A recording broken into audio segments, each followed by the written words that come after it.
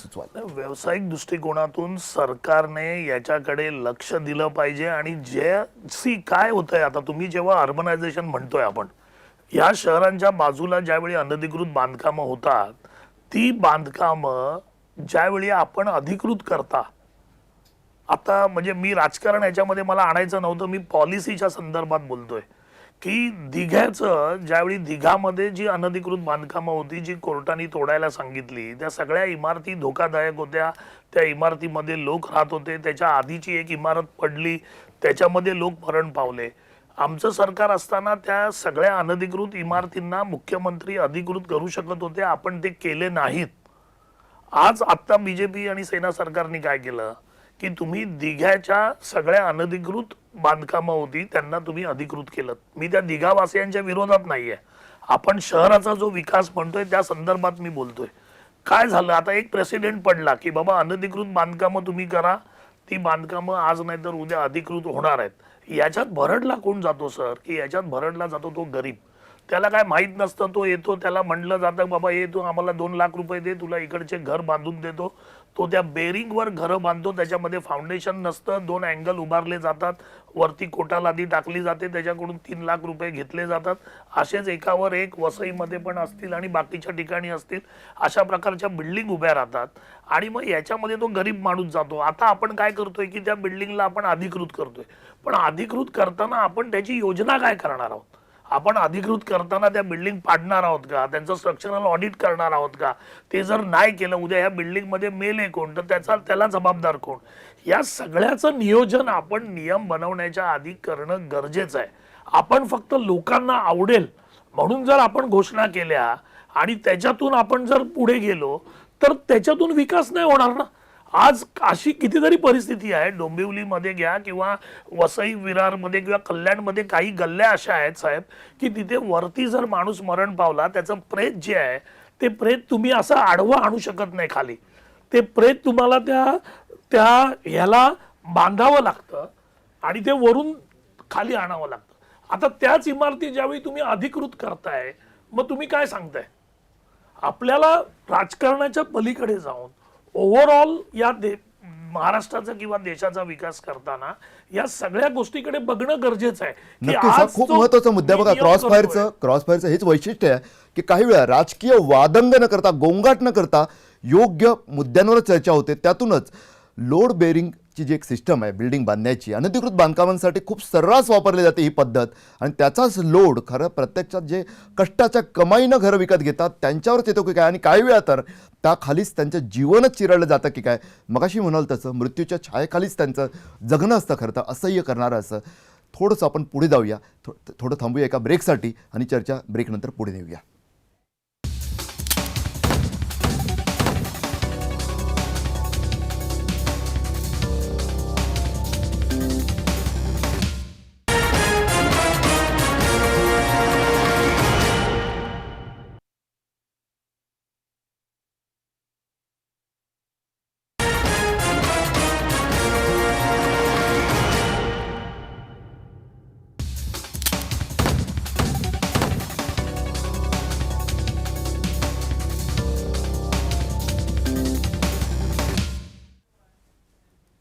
महानगरांवरचा वाढता ताण कमी करण्यासाठी ज्या छोट्या शहरांचा विकास वेगानं करण्याचं ठरवण्यात आलं तो विकास प्रत्यक्षातली सूज ठरते आहे का आणि हा अनियंत्रित विकास ज्याला मी सूज म्हणतोय तोच कुठेतरी नव्याने एक नवा ताण निर्माण करणारा ठरतोय की काय या मुद्द्यांवर आपली चर्चा सुरू आहे थोडंसं आपण या सर्व अनियंत्रित विकासामुळे एक वेगळा जो प्रकार समोर येतोय मगाशी मयुरेश वाघ यांच्या बोलण्यात त्याचा उल्लेख झालेला वाढत्या गुन्हेगारीचा त्याच्यावर आपण एक केस स्टडी म्हणून आपण पाहूया वसई विरारचं काय चित्र आहे ते ग्राफिकच्या माध्यमातून आपण पाहूया जर आपण पाहिलं तर 2015 मध्ये जवळजवळ तिकडे 2010 मध्ये 2275 गुन्हे नोंदवले गेले होते वसई विरारमध्ये आणि 2015 मध्ये अवघ्या 5 वर्षात हा आकडा पोहोचला आहे 3251 गुन्ह्यांवर म्हणजे एकंदरीत पाहिलं तर जवळजवळ 1.5 पटीने गुन्हे वाढलेले दिसतात आहे मयुरेश वाघ आपल्यासोबत आहेत मयुरेश एकंदरीत पाहिलं तर म्हणजे हे कुठेतरी साईड इफेक्ट आहेत का शहरीकरण म्हणजे वाढत्या विकासाचे, अनियंत्रित विकासाचे साईड इफेक्ट यांना म्हणावं का आपण? 100% साईड इफेक्ट आहेत. आपण अगदी बरोबर शब्द वापरला. कारण की इतक्या मोठ्या प्रमाणामध्ये चाळी, अनधिकृत बांधकामं, लोड बेरिंग इमारती, ही बाहेरची जी लोकसंख्या आली आहे त्याच्यावरती कोणाचं नियंत्रण उरलेलं नाही आहे. एकीकडे लोकसंख्या वाढते, मात्र पोलिसांचं संख्याबळ अजिबात वाढलेलं नाही आहे. पोलीस अधिकारी नाही, पोलिसांकडे आवश्यक साधनसामुग्री नाही. त्यामुळे गुन्हे दिवसेंदिवस वाढतच आहेत आणि त्याचा तपास होत नाही. गुन्हेगारांना अक्षरशः मोकळं रान मिळालं आहे. त्यामुळे खून असेल, बलात्कार असेल, घरफोडीसारखे गुन्हे दिवसाढवळ्या घडत आहेत. लोकांची लाखो करोडो रुपयांची मालमत्ता चोरीला जाते आणि ऐवज चोरीला जातो आणि अशा वेळेला पोलिसांचा जो धाक हवा आहे तो नाही आहे. सरकार म्हणून जे लोकांना सुरक्षितता असली पाहिजे ती नाही आहे.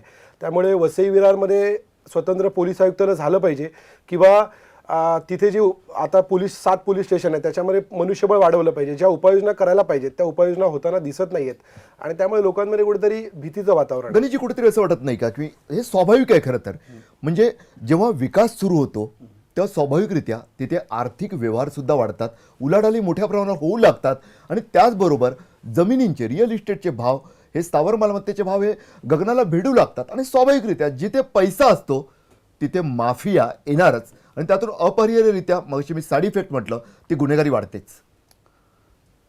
तुळशीदासजी, म्हणजे मी थोडंसं म्हणजे तुमच्या बोलण्याकडे नंतर येतो. मला आमचे मित्र वाघमारे साहेब जे म्हणाले किंवा की ह्या परवा या सरकारनं या अनधिकृत बांधकाम आहेत ती सगळी अधिकृत जे करण्याचा निर्णय फार तो चुकीचा घेतलेला आहे. तर मी त्या विषयासंदर्भामध्ये सरकारची भूमिका, मला असं वाटतं की ज्या परिस्थितीमध्ये हा निर्णय घेण्यात आलेला आहे, अनधिकृत बांधकामांना परवानगी देणं योग्य नाही हे निश्चितपणे हे तुम्हाला आम्हाला सगळ्यांना समजतं. पण ही अनधिकृत बांधकामं कधी वाढली, का वाढली, कुणी वाढू दिली ही बांधकामं? मला 1-2 गोष्टी आहेत की ह्या सगळ्या गोष्टी जोपासण्याचं काम हे खरं म्हणजे व्हायला नको होतं. आणि आत्ताची परिस्थिती आज अशी आहे की तुम्ही त्याचा म्हणजे त्या लोकांचे तुम्ही आक्रोश ऐकलेला असेल की दिघ्याच्या संदर्भात, दिघ्याच्या इमारती जेव्हा पाडायला घेतले तेव्हा पिंपरी चिंचवडच्या लोकांनी सुद्धा पिंपरी चिंचवडच्या नक्कीच लोकांनी तुम्ही भूमिका आक्रोश मांडली. पाहिजे. आता तुम्ही आपण पिंपरी बाईट दाखवला चिंचवड. चांगला, पिंपरी चिंचवड साहेब बाई दाखवून तिने सांगितलं की आमचं स्वतःचं आम्ही सगळं गहाण ठेवून, म्हणजे सोनं नाणं सगळं गहाण ठेवून आम्ही आता ते घर दिले. त्यांना हे माहीत नसतं, ते सर्वसामान्य गरीब लोक असतात, त्यांना घर ही त्यांच्या मनातली एक म्हणजे स्वप्न असतं त्यांचं, घराचं एक त्यांचं स्वप्न. त्या स्वप्नासाठी ते लोक आपले या पद्धतीची योजना करत असतात. आणि अशा परिस्थितीमध्ये खरं म्हणजे ते होत असताना, बांधकाम होत असताना, जे अनधिकृत बांधकाम करणारे जे बिल्डर्स आहेत, झोपडपट्टीचे दादा आहेत, मान्य नाही यांना तुम्हाला जोपास डॉक्टर राजू वाघमारे हे? नाही, राजू वाघमारे, माझं बोलणं होऊ देत. माझं म्हणणं की त्यांना मान्य आहे की त्यांना म्हणजे मास्टरचा प्रश्न नाही, मी जी भूमिका आहे ती आपली सांगायचो. आणि या सगळ्या गोष्टी झालेल्या आहेत ज्याच्यामुळं अनेक लोकांना त्याचा त्रास त्या गोष्टीचा होतो आहे. आणि ते म्हणाले तसं की ते करत असताना मात्र सगळ्या बांधकाम क्षेत्राचे जे निकष आहेत ते निकष पाहिले पाहिजेत. त्याच अशाच बांधकामांना अधिकृत केलं पाहिजे. ह्या सगळ्या गोष्टी हे सरकार पाहणार आणि अशाच लोकांना ते अधिकृत करणार. बस एवढंच त्यांच्यावर तुम्हाला तुमच्याकडून अभिप्रेत होतं की निकष पाळले गेले पाहिजे. बाकी माणुसकी दाखवायला कोणाचाच नकार नाहीये. आणि माणुसकी म्हणूनच हे डेटम करणं लाईनचं मला असं वाटतं डॉक्टर राजू वाघमारे असो किंवा गणेश हाके असो, डेटम लाईन वाढवण्याचं जे पाप आहे, वोट बँक साठी असेल किंवा माणुसकीच्या दृष्टिकोनातून असेल, ते सर्वांनीच केलेलं आहे. तर मला वाटतं की आपण गुन्हेगारीच्या मुद्द्यावर येऊया की वाढती गुन्हेगारी जी आहे, एक साईड इफेक्ट म्हणजे माफिया पैसा असेल तिकडे जातोच, त्यांना नियंत्रित आणण्यासाठी काय गेलं पाहिजे? नाही, 2 गोष्टी याच्यात केल्या पाहिजेत की ज्या अनधिकृत ठिकाणी म्हणजे कुठंही हा एक वर्ग निर्माण झालेला आहे की मग कुठल्या मोठ्या शहरात असेल, निम शहरामध्ये असेल, सगळीकडं जिथं जिथं म्हणून सरकारी जागा आहेत त्या जागेवरती त्या ठिकाणी झोपडपट्टी दादा असे निर्माण झाले. आणि त्या झोपडपट्ट्यामधूनच अशा स्वरूपाचे दादा जन्माला आलेले आणि अचानकपणे येणाऱ्या सगळ्या फुकटचे पैसे आणि ते तिथं जे होणारी जी काही दहशत आहे त्या दहशतच्या जोरावर जे तिथं जे दादा निर्माण झालेले आहेत त्याच्यातून हे मोठ्या प्रमाणात गुन्हेगारीचं प्रमाण आणि अनैतिक सगळे धंदे जे आहेत या सगळ्या याच्यातून निर्माण झाले. परवा आपल्याला कांदिवलीच्या समतानगरच्या शेजारची कम्प्लिटली झोपडपट्टी तुम्हाला सांगतो की आग लागून ती म्हणजे जळाली, खाक झाली. ती किती त्याच्यामध्ये झोपडपट्ट्या उद्ध्वस्त झाल्या, त्याच्यामध्ये किती लोकांचं जीवन उद्ध्वस्त झालेलं आहे. की ह्या सगळ्या गोष्टी ज्या आहेत ना, तर ह्या गोष्टी तुम्ही म्हणता तसं आणि म्हणजे मयुरेश म्हणाला तसं की याच्यामुळे गुन्हेगारीला निश्चितपणे काय कशा प्रकारे आळा घालता सपोर्ट येईल? मिळतो. डॉक्टर राजू वाघमारे, तुम्हाला काय वाटतं? आता काय आहे बघा, मला त्याला 2 मिनिटं बोलू द्या. या सगळ्या लोकांना बांधकामं त्यांची अधिकृत करण्याचं किंवा अनधिकृत आहेत त्याच्याबद्दल आमचा विरोध नाही. तुम्ही ज्यावेळी अधिकृत करण्याची घोषणा करता तेव्हा त्याच्या पुढची पावलं काय असतील, कुठच्या पद्धतीने आपण अधिकृत केल्यावर त्यांना याच्यातून बाहेर काढू, त्यांची व्यवस्था चांगली करू, याचं कुठचंही धोरण सरकारने लोकांसमोर त्यांनी सांगितलं तुमचा मुद्दा मान्य केला. ऐका म्हणजे त्यांनी सांगितलं नाही ते त्यांनी करायला पाहिजे, ही आमची भूमिका आहे. त्यांनी मान्य केलं ते की बरोबर, निकष ते ही आमची ठेवले भूमिका पाहिजे. आहे. आता दुसरा मुद्दा असा की प्रश्न असा आहे तुळशीदासजी, आपल्या या देशामध्ये आता ही जी लोकसंख्या ज्या वाढीने वाढते, वेगानं त्या वेगाने जे वाढते आहे, त्या वेगाने वाढलेल्या लोकसंख्येच्या प्रमाणात आपली ऍडमिनिस्ट्रेशनची जी पॉवर आहे ती आपण वाढवतोय का, तर आपण ती वाढवत नाही.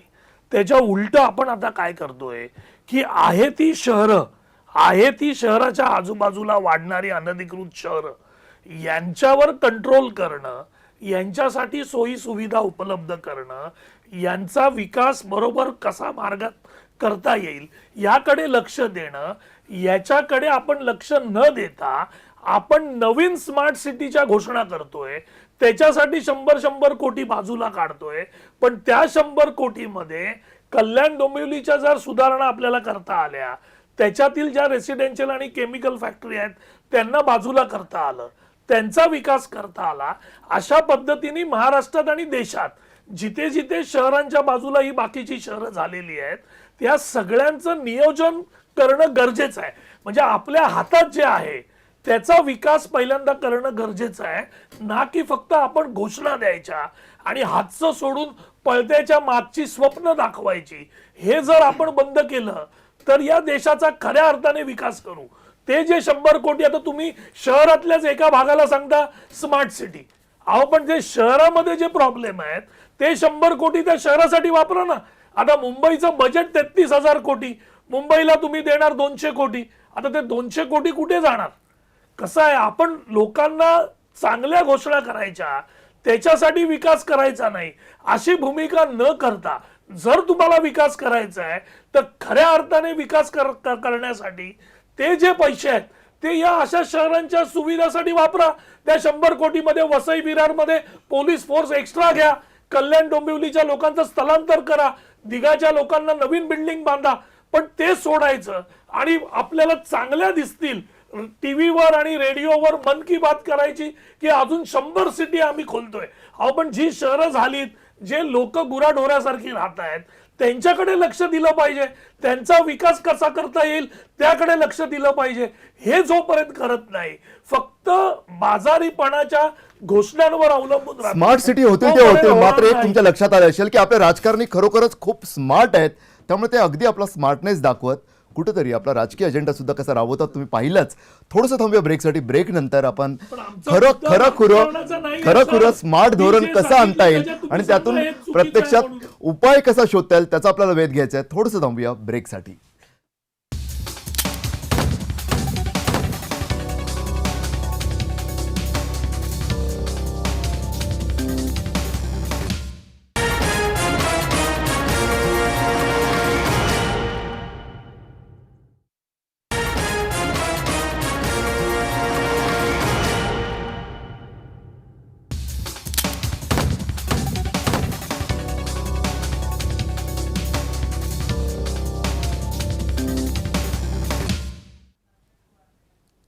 क्रॉसफेअरमध्ये एका महत्त्वाच्या मुद्द्यावर चर्चा सुरू आहे की शहरांचा जे खरं तर महानगरांवरचा लोड कमी करावा, ताण कमी करावा, यासाठी जी शहरं वेगानं विकसित होऊ लागली त्यांच्यावरच एका अनियंत्रित विकासामुळे सूज खरं तर शब्द योग्य राहील त्यासाठी, त्यामुळे वेगळा ताण निर्माण होतोय की काय. आपल्यासोबत मयुरेश वाघ आहेत की मगाशी एका मुद्द्याला आपण स्पर्श केला होता की गुन्हेगारी जी वाढते, तुम्ही एक उपायसुद्धा सुचवलात, मात्र तरीसुद्धा कितीही प्रयत्न केले तरीसुद्धा गुन्हेगारी काही ठिकाणी स्वतंत्र पोलीस आयुक्त सुद्धा आहेत, आयुक्तालय झाले नाहीत असं नाही आहे, तरीसुद्धा तशा प्रकारच्या घटना वाढतानाच दिसतात आहे. सर्वसामान्यांमध्ये सुद्धा कुठेतरी जागरूकतेचा अभाव वाटतोय का, आणि राजकारण्यांचं वरद असतं कुठेतरी या गुन्हेगारीला असतो का?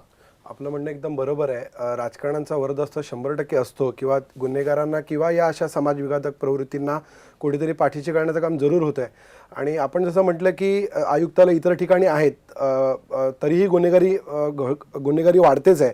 वसई विरारमध्ये आपण जर बघितलं तर लोकसंख्या इतक्या प्रचंड प्रमाणात आहे, मात्र त्या तुलनेत पोलिसिंग कुठेही दिसत नाही. त्यामुळे आयुक्तालय जर झालं तर काही प्रमाणामध्ये या गुन्हेगारीला आळा बसू शकेल आणि सर्वसामान्यांमध्येही तितकीच जागरूकता असणं गरजेचं आहे. मात्र ती जागरूकता आणण्यासाठीही पोलिसांनी किंवा प्रशासनाने तितके प्रयत्न करणं गरजेचं आहे. मगाशी साहेब आपण जो मुद्दा मांडला की अनियंत्रित विकास आणि सूज, आपण जी म्हटली एकदम बरोबर आहे की वसई विरार सारख्या शहराचा विकास आराखडा मंजूर सरकारने केला. 2021 पर्यंतचा तो आराखडा आहे, तो इम्प्लिमेंट करायचा आहे.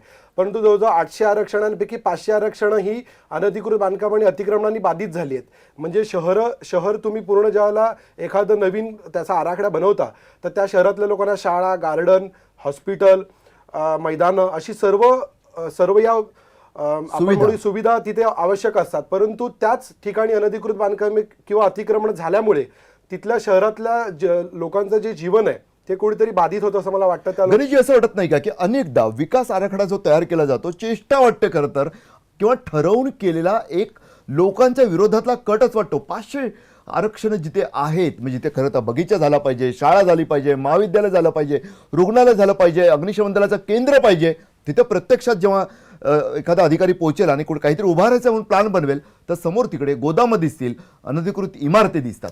तो सुद्धा जी मला मुद्दाम म्हणजे खरं म्हणजे टीका करण्याचा विषय नाही आहे, पण तुम्हाला मुद्दाम या गोष्टीची म्हणजे आमचे मित्र वाघमारे नेना साहेबांना पण या गोष्टीची आठवण करून देऊ इच्छितो की गेल्या 15 वर्षामध्ये जे विकास आराखडे त्या नगरपालिकांनी, महानगरपालिकांनी शासनाकडे मंजुरीसाठी पाठवले होते, 15 वर्षात एका तरी शहराच्या विकास आराखड्याला यांनी मंजुरी दिली का? मला वाघमारे साहेबांनी सांगावी. अहो मला सांगा, अत्यंत चांगल्या पद्धती हे जे हे प्रश्न जे निर्माण झालेत गंभीरपणे, अहो गेल्या 1.5 वर्षामध्ये आता एकही असं विकास आराखड्याचे प्रकरण आमच्या सरकारच्या मध्ये पेंडिंग नाही, प्रलंबित नाही. आणि 15 वर्षामध्ये पिंपरी चिंचवड सारखी शहरं असतील मोठी, जिथं ज्याला फ्लोटिंग पॉप्युलेशन मोठ्या प्रमाणात आहे, अहो त्या शहराचा विकास यांना करावासा वाटत, कारण तिथं सगळे झोपडपट्टी दादा यांनी वसवलेले लोक, तिथल्या सगळ्या गोष्टीला कारणीभूत असेल हे असल्यामुळे यांनी कुठल्याही विकास आराखड्याला मंजुरी गेल्या 15 वर्षात दिली नाही, तुम्हाला सांगतो. आणि त्याचा परिणाम रेड लाईन मध्ये सुद्धा इमारती उभ्या राहिल्या. कारण ज्यांनी जर विकास आराखड्यांना जर मंजुरी दिली असेल तर ते विकास आराखड्यानुसार संबंध शहरं वसली असती. पण 15 वर्षामध्ये यांनी दिली, त्याच्यापूर्वीही अनेक विकास आराखड्यांना यांनी मंजुरी न दिल्यामुळे ही जी अनियंत्रित अशा स्वरूपाची जी बांधकामं झालेली आहेत आणि जी शहरांची जी अवस्था झालेली आहे वाईट अत्यंत, ती ह्या सगळ्या गोष्टीला म्हणजे कारणीभूत आहेत. आता मी तुम्हाला सांगितलं की स्मार्ट सिटीच्या संदर्भात हे मला वाघमारे साहेब बोलले, मला मुळात त्यांना कळणारच नाही स्मार्ट सिटी म्हणजे काय ते. कारण त्यांनी कसं आहे की कधीतरी तुम्हाला एक संकल्पना घेऊन, तुम्हाला चांगल्या शहराची संकल्पना समोर घेऊन तुम्ही त्याचं एक डिझाईन करून आपल्याला एखादं तरी शहर आपल्यामध्ये स्मार्ट असावं की जे आपल्यातल्या लोकांना ते पाहिल्यानंतर आपलंही शहर असं वाटावं, ही संकल्पना घेऊन देशभरातल्या 100 स्मार्ट सिटी निर्माण करण्याचं सरकार हे आमचं स्थापन झालं तेव्हा सांगण्यात आलं होतं. आणि त्याच्यासाठी जे पैसे ते म्हणाले एवढे 100 कोटीने काय होते, संपूर्ण खर्च त्या शहराचा सरकार करणार नाही. तुम्हाला तुमचं अज्ञान आहे वाघमारे साहेब. फक्त त्यातल्या प्रमुख जे गोष्टी आहेत त्याच्यासाठीचे पैसे ते केंद्र सरकार देणार आहे. लोकलच्या त्यांच्या निधीमधूनच त्या शहराचा विकास करायचा आहे. शहराचा विकास कसा केला जावा हे मात्र सरकार त्याचं डिझाईन ठरवून देणार आहे, त्याचे निकष ठरवून देणार आहे. या पद्धतीनंच शहरं ही विकसित झाली पाहिजेत, तरच ती स्मार्ट दिसतील. ही संकल्पना घेऊन स्मार्ट सिटीची संकल्पना आणलेली आहे. त्यामुळे या पद्धती